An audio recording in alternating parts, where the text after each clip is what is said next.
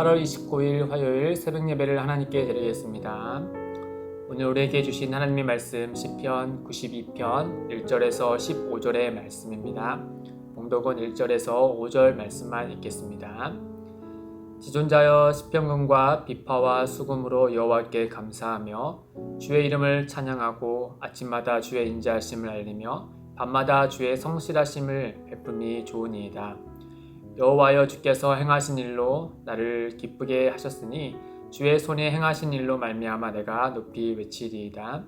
여호와여 주께서 행하신 일이 어찌 그리 크신지요 주의 생각이 매우 깊으시니이다. 아멘. 이 아이들이 부모님이나 어른들에게 자주 하는 말 중에 하나가 왜요? 라는 말이죠. 어른들의 입장에서 어쩌면 당연한 이야기도 이 아이들은 참 많이 왜요? 라고 질문을 하곤 합니다. 이 왜요라는 질문에 부모님과 어른들이 이제 친절하게 이제 아이에게 설명해 주죠. 근데 이제 그 이야기를 알아듣는 친구도 있는 반면에 자세하게 설명해 줬음에도 불구하고 아이들은 또다시 왜요? 라고 묻는 친구도 있습니다. 이제 그 동의하지 못해서 왜요라고 대답하는 친구도 있지만은 대개는 이제 그 설명해 준 이야기를 아직 받아들일 수 없는 나이고 또 지식의 한계가 있기 때문에 다시금 왜요라고 묻는 친구도 있곤 하죠. 오늘 말씀에 보면은 하나님께서 창조하신 세상에서 우리에게 주어진 그 일상을 살아갈 때면 하나님께 왜요라는 질문을 하게 되는데 오늘 시인도 그와 같이 하나님께 왜요라고 하는 그 질문을 갖게 되었습니다. 왜냐하면 7절에 보면은 이 악인들이 승승장구하고 흥황하는 것을 보니까 하나님께 자연스럽게 이렇게 질문을 하게 되는 것이죠. 왜 이 땅이 하나님의 계심에도 불구하고 이 악인들은 풀과 같이 자라며 흥황하고 또 번성하는 것입니까? 라는 질문을 갖게 되는 거 아니겠습니까? 우리도 마찬가지죠. 하나님 앞에 정직하게 살아가다 보면은 이 정직하게 사는 것보다 오히려 노골적으로 악하게 사는 이들이 이 삶에서 더 윤택하고 흥황하는 것을 볼 때면 하나님께 의문을 갖게 됩니다. 이 악한 자들이 악한 세상에서 서로 이제 세기의 결이 맞기 때문에 어떤 자기의 사욕을 채우면서 잘 사는 모습이 어쩌면 당연하게 들려오지만 그럼에도 불구하고 그 땅을 다스리시는 분이 하나님이심을 아는 우리는 하나님께 이렇게 물어볼 수 있는 거겠죠. 어째서 하나님은 악한 자들이 내 세상인 양 살아가고 그것을 그대로 내버려 두시는 것입니까? 라고 이와 같은 의문을 하나님께 드릴 수 있는 것입니다. 그런 점에서 시인은 그런 의문에 잠시 잠겨 있었어요. 그러나 그는 이제 안식일이 되어서 자신의 생각이 짧았다는 사실을 깨닫게 됩니다. 그러면서 그 깨달음으로 92편의 시를 적게 되죠. 이 시편 92편의 표제어에 보면은 안식일에 찬송시라고 되어 있습니다. 이 안식일을 기점으로 하여서 하나님을 찬양하는 그런 시다라고 하는 거죠. 아시겠지만 안식일은 곧 하나님이 온 땅을 창조하신 날이죠. 창조하신 이후에 하나님께서 쉬신 날입니다. 그래서 그날을 거룩하게 구별한 날이죠. 더불어서 이스라엘 백성들에게 그 날은 하나님의 크신 능력으로 그들을 구속하신 날, 그날을 기념하고 하나님께 경배하는 날입니다.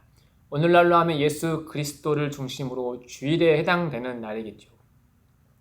여튼 이날은 하나님께서 누구시고 또 어떠한 일을 행하셨는지를 이 말씀을 통하여서 듣는 날입니다. 그 말씀을 선포하는 날이고 또 그 말씀을 듣는 날이고 또 그 말씀에 아멘으로 화답하는 날이 바로 안식일이죠.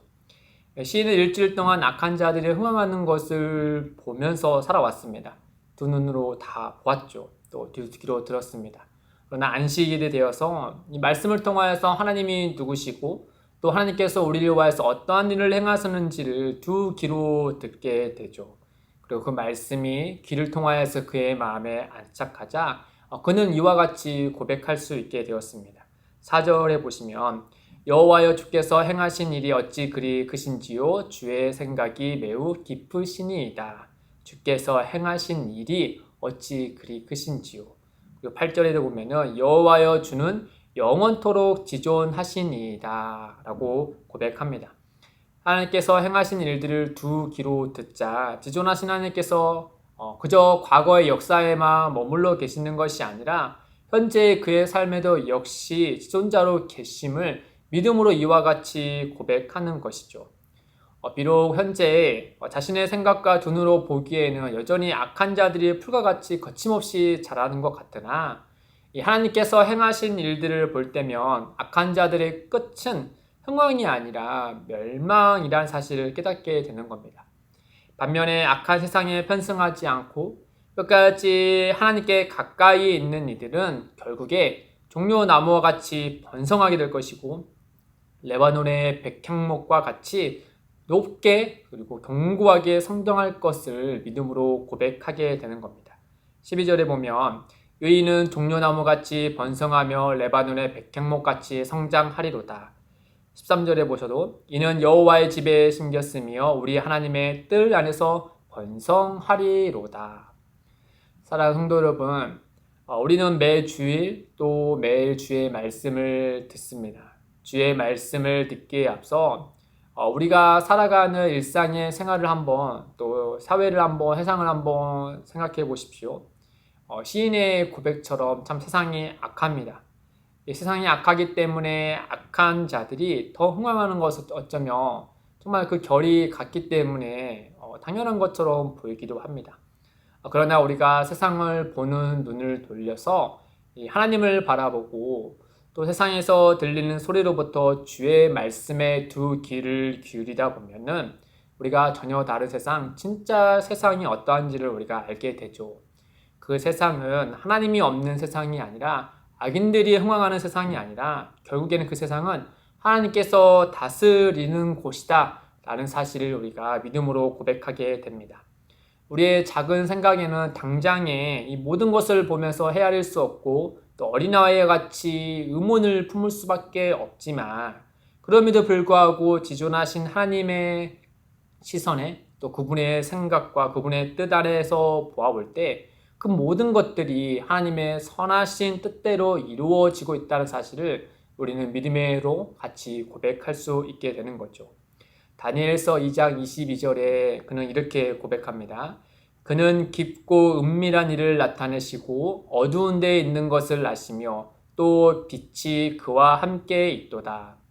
우리는 어린아이와 같아서 은밀한 일, 어두운 데에 있는 것들은 알 수 없지만 빛이신 하나님은 그 모든 것을 헤아리시고 그분의 선하신 뜻대로 인도하신다는 것을 다니엘은 이렇게 믿음으로 고백하는 것이죠. 마지막으로 우리는 이 하나님의 행하신 일들을 기억할 때 단연 그 중에 최고의 행하신 일은 바로 하나님께서 우리를 사랑하시고 또 그 사랑하심을 드러낸 것이겠죠. 하나님은 늘 우리를 사랑하시고 우리의 삶을 인도하시는 분이십니다. 오늘 하루를 믿음으로 살아가실 때 하나님께서 우리를 향한 그 생각이 얼마나 기쁘신지 또 온 땅을 다스리시는 지존자이신 하나님을 깊이 생각하며 오늘 하루 주어진 것을 믿음으로 살아내시기를 주님의 이름으로 축복드립니다. 함께 기도하겠습니다. 하나님 아버지, 하나님께서 우리를 향한 생각이 얼마나 기쁘신지 또 주의 말씀을 통해 예수 그리스도를 알게 되면 그 깊이에 감격하게 됩니다. 우리는 그 은혜를 입은 자들이며 그 은혜로 살아가는 자들입니다. 주님, 성도로서 주의 말씀을 듣고 믿고 살아가고 있으나 우리는 참 연약하기 때문에 당장에 있는 고난과 역경 속에서 그 믿음이 흔들릴 때가 간혹 있습니다. 어쩌면 지금 이때 그런 혼란을 겪고 있는 우리 지체들이 있을지도 모르겠습니다. 주님 간구하옵기는 우리에게 믿음을 주시고 시인의 고백처럼 우리의 삶이 주님의 집에 심겨져 있도록 성령님께서 역사하여 주옵소서. 크신 은혜를 역사하실 것을 믿으며 우리 주 예수 그리스도의 이름으로 기도드립니다. 아멘. 오늘도 두 가지의 기도 제목을 두고 기도하겠습니다. 첫째, 고난과 힘겨운 일상 중이라도 우리를 가장 깊이 생각하시는 하나님 아버지를 바라보는 성도가 되게 하옵소서. 둘째, 기쁨을 내는 교회가 여호와의 집에 심어져 있게 하소서. 찾아오는 모든 이에게 은혜의 열매를 전하게 하옵소서. 이를 위해 함께 기도하며 나아가겠습니다.